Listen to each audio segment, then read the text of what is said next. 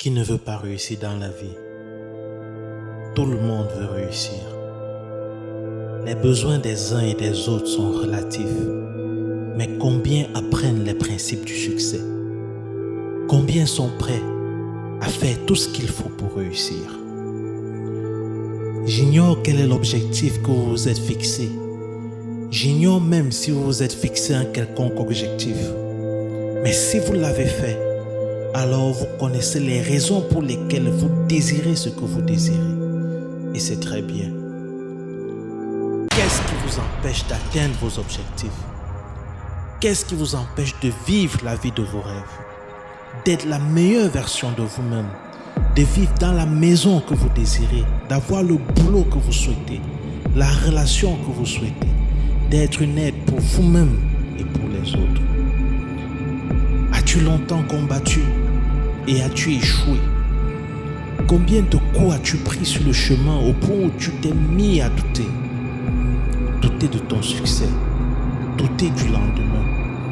Les gens autour de toi t'ont dit que tu ne seras jamais personne, que tu n'es qu'une petite vermine, que tu ne réussiras jamais, que tu ne seras jamais quelqu'un d'important, un grand artiste, un grand écrivain, ou cinéaste, un diplomate ou même un médecin. Et pourtant, laisse-moi te dire ceci. Tous ceux qui ont connu le succès et qui ont impacté le monde dans lequel nous vivons ont connu l'échec à un moment ou à un autre.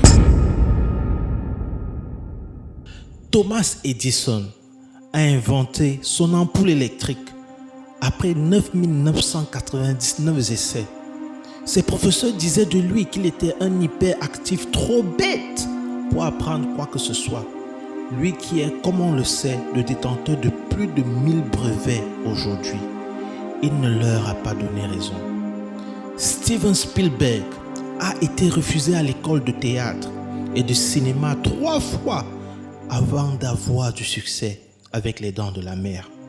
Et malgré ce succès, il a essuyé plusieurs flops avant de transformer le cinéma hollywoodien pour de bon. Oprah Winfrey, aujourd'hui une des femmes les plus riches de l'industrie du divertissement, n'a pas eu des débuts faciles. Elle a été congédiée de son premier emploi à la télévision à titre de coprésentatrice. On lui a même dit qu'elle est inapte pour la télévision. Nous connaissons tous la suite. Oprah Winfrey, malgré tous les déboires qu'elle a connus, comme une enfance difficile, le décès de son enfant alors qu'elle n'était qu'une adolescente, a décidé de poursuivre ses rêves, devenant à seulement l'âge de 32 ans millionnaire.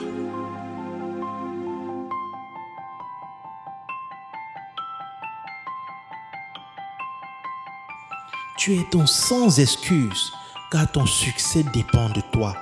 Persévère, fonce, cours tout droit vers ton but et ne laisse personne t'ébranler. Travaille d'arrache-pied, double et redouble d'efforts. Visualise ton résultat et pose la fréquence de ton rêve. C'est alors que tu surmonteras toute adversité et que tu réussiras. N'abandonne pas.